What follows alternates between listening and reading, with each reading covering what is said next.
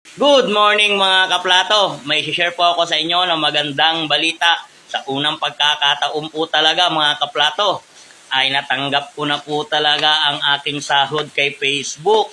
So, sumahod po ako kay Facebook dahil po monetize po ako sa stream ads at doon po talaga ako kumita po ako sa ads sa aking mga video. Bali kasi sa reels ko wala po akong ads doon dahil hindi pa ako na-monetize kasi po nagpo-focus po talaga ako doon sa stream ads dahil alam ko at sure ako na may kikitain po ako doon. Kaya bihira lang po ako mag-post ng video sa aking reels mga kaplato.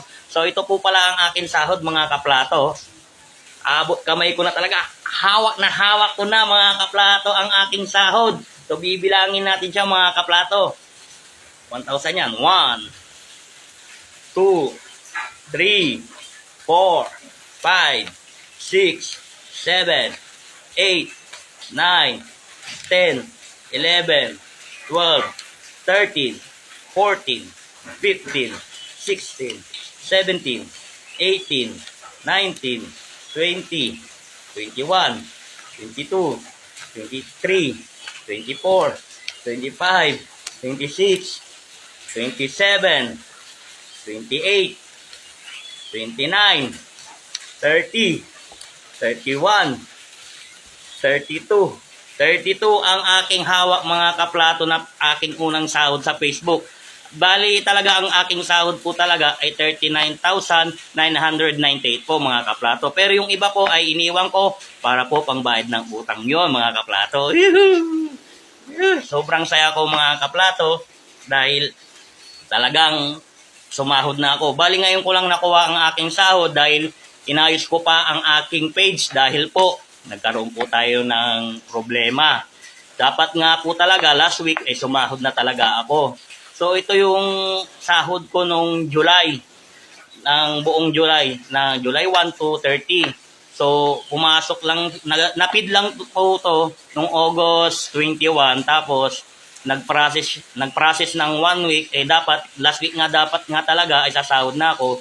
Yun nga po, inayos ko para makuha ko ang unang sahod ko kay Facebook. Ayun o.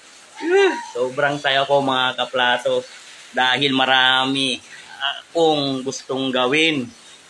Dahil meron akong pinaplano na bilhin. Bibili po sana ako ng bahay kubo mga kaplato dahil meron po akong nakitang bahay kubo nagkakahalaga ng 85,000. So sa next video ko mga kaplato ay ipapakita ko po sa inyo yung bibiling kong bahay kubo.